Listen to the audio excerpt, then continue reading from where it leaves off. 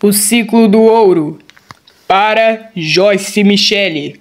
Componentes: Luana Rodrigues, Isabela Mussalem, Beatriz Gregório, Victória Oliveira. Turma 8º B.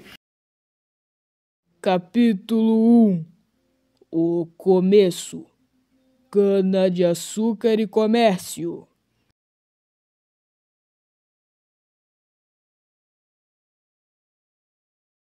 Após a expulsão holandesa no Nordeste brasileiro, os preços do açúcar caíram, que era a grande fonte de economia da época.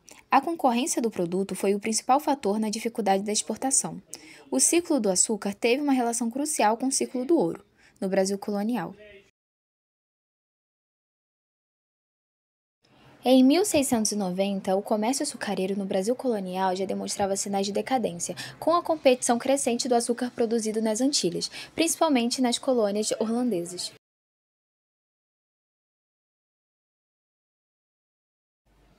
Com o preço do açúcar diminuindo, as pessoas começaram a procurar novos métodos de estabilizar novamente a sua economia.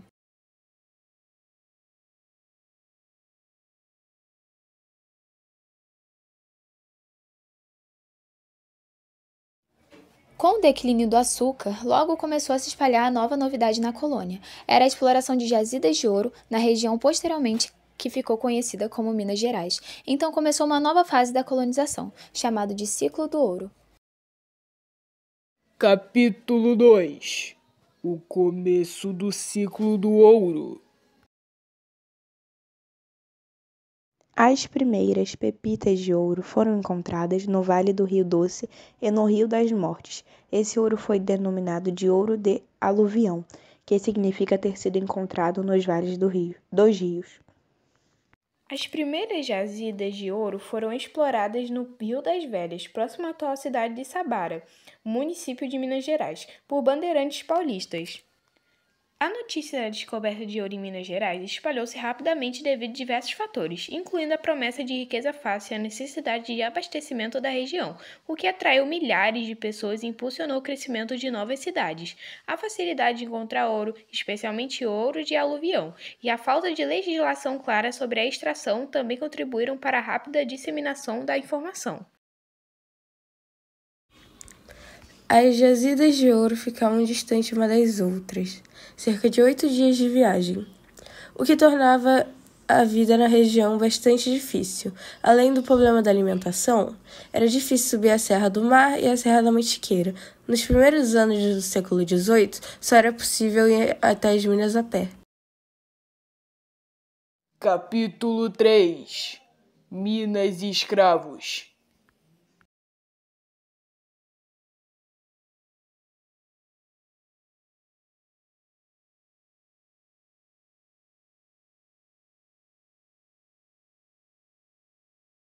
O ciclo do ouro ocorreu principalmente no século XVI, após a descoberta de ouro em regiões de Minas Gerais, Goiás e Mato Grosso. As minas de ouro eram, em geral, lavras superficiais e ribeirinhas exploradas manualmente com uso de bateias, espécie de peneira. O trabalho era feito em grande parte por escravizados africanos em condições extremamente duras. O ouro era extraído em pequenas jazidas ou nos leitos dos rios e transportados em tropas, caravanas de mulas até os portos. A coroa portuguesa cobrava impostos pesados como quinto, finta e capitania. Para fiscalizar, foram criadas casas de fundição onde o ouro era derretido, marcado e registrado. A Guerra dos Emboabas foi um conflito que durou de 1707 a 1709, conflito ocorrido em Minas Gerais, entre paulistas, que já haviam descoberto ouro, e emboabas, no caso são os forasteiros vindos de outras partes da colônia, como Bahia e Rio de Janeiro, e de Portugal. Os paulistas queriam exclusivamente na exploração de Minas, alegando que foram eles que a descobriram. Os emboabas eram mais numerosos e tinham mais apoio da coroa portuguesa. A Guerra dos Emboabas terminou com a vitória dos Emboabas. Como consequência, muitos paulistas migraram para outras regiões, como Goiás e Mato Grosso, onde descobriram novas minas. A coroa reorganizou a administração da região, criando a capitania de Minas Gerais em 1720.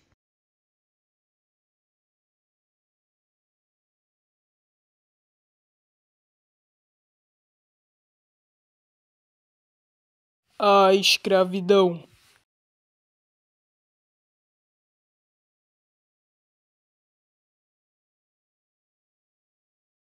A mineração de ouro em regiões como Minas Gerais exigia um grande volume de trabalho, especialmente nas atividades de lavagem, transporte e fundição de ouro. A escravidão africana, já existente na colônia, se tornou ainda mais importante durante o ciclo do ouro, pois fornecia uma mão de obra barata e controlada para atender a demanda da produção. O ciclo do ouro no Brasil colonial foi um período de extensa extração aurífera que, em grande parte, se sustentou na mão de obra escravizada. A escravidão africana era um componente crucial da economia mineira, fornecendo a força de trabalho necessária para a extração e o transporte do ouro. No ciclo do ouro, os escravos eram tratados com extrema violência e opressão, vivendo em condições precárias e sujeitos a castigos e abusos. A sua vida era muito curta e difícil, caracterizada por trabalhos árduos, falta de alimentação e moradia. E muitas vezes eram utilizados como força de trabalho nas minas de ouro. Eles sofriam trabalho forçado. A rotina de trabalho era estressante, com jornadas longas e perigosas, principalmente na extração do ouro. Os escravos eram constantemente castigados fisicamente com açoites, uso de ganchos no pescoço, correntes e outras formas de punição. A moradia, senzala, era um local úmido e sem higiene, e os escravos viviam acorrentados para evitar fugas. Não tinham direitos, nem de personalidade, nem de propriedade, sendo tratados como mercadoria.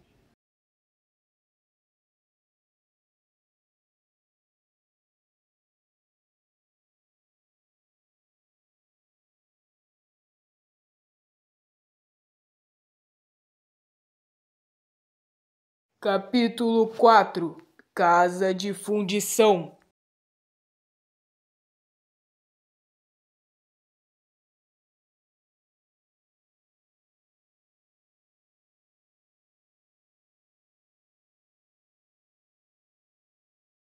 Eles transformavam as pepitas de ouro em barras. Naquela época era proibido os ouros circularem em pepitas de ouro ou em grãos, sendo obrigatório passarem pela casa de fundição onde era estipulada o quinto.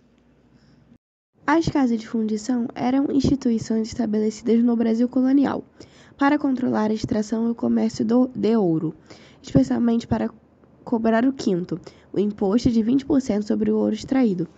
Essas instalações, normalmente localizadas perto das áreas de mineração, tinham como função receber o ouro, fundi-lo em barras e selá-lo com o selo real dos portugueses, demonstrando que o imposto já havia sido pago. Durante o ciclo do ouro, a coroa portuguesa exigiu vários impostos, sendo eles: quinto, imposto de 20% sobre o ouro extraído destinado à coroa portuguesa, derrama. O que era derrama? Era cobrança formada dos impostos atrasados, incluindo o quinto, geralmente aplicada quando a arrecadação não atingia a meta. Capitania, unidade administrativa e territorial no Brasil colonial, com poderes delegados aos capitães donatários. Finta, imposto sobre a população em geral, substituto ao quinto. Em alguns casos, cobrado por meio de uma quantidade mínima de ouro, proporcional ao número de escravos ou à atividade de extração, caso não houvesse escravos.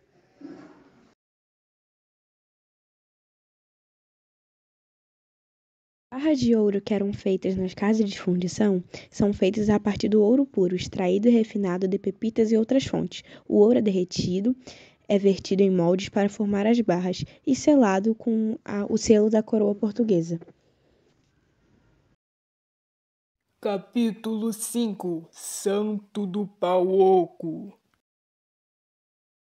A expressão Santo do Pau Oco surgiu no Brasil colonial, mas precisamente durante o auge da mineração no século XVIII. As imagens de santos eram utilizadas para esconder ouro e diamantes, driblando a fiscalização da coroa portuguesa que cobrava altos impostos.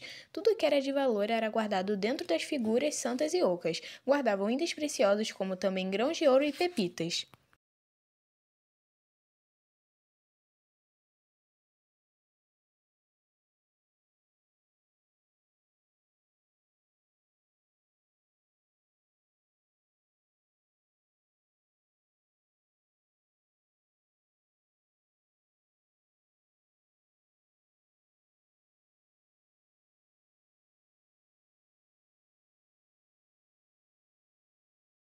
Capítulo 6.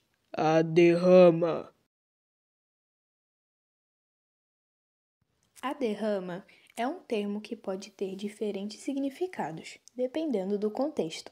No entanto, no contexto da história do Brasil colonial, a derrama referia-se à cobrança forçada de impostos, especialmente o quinto, 20% do ouro extraído, sobre os mineiros em Minas Gerais. Era uma medida impopular que contribuiu para a Inconfidência Mineira. Consistia na cobrança forçada dos impostos, mesmo que os mineiros não tivessem condições de os pagar. Se fosse necessário, como última medida, as casas poderiam ser invadidas por soldados do governo que juntariam o ouro necessário.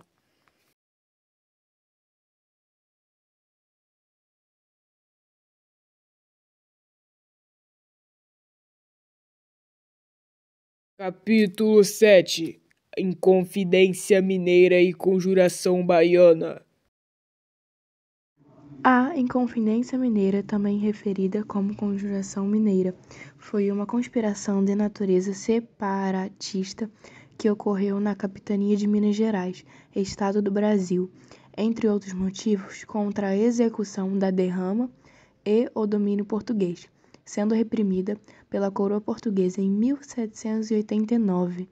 O movimento ocorreu no final do ciclo do ouro em Minas Gerais, um período de declínio econômico e crescente insatisfação da elite local com a coroa portuguesa. A cobrança imediata dos tributos atrasados ameaçava a riqueza das elites mineiras. A conspiração foi descoberta e reprimida pelas autoridades portuguesas, resultando na prisão, julgamento e condenação dos líderes.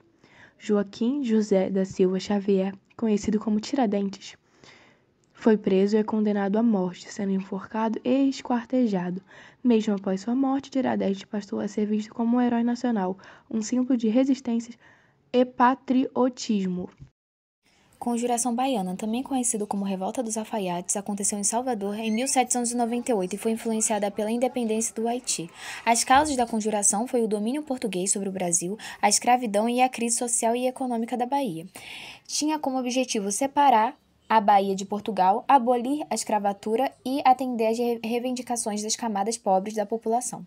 Uma de suas principais características foi a grande participação de camadas populares, incluindo escravos, e a defesa de objetivos como a abolição da escravidão e a igualdade racial.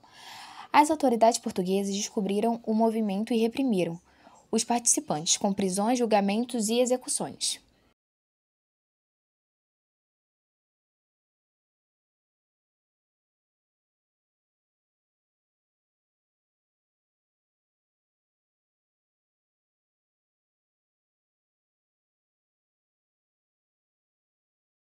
Capítulo 8. Aspectos do ciclo do ouro e ouro preto.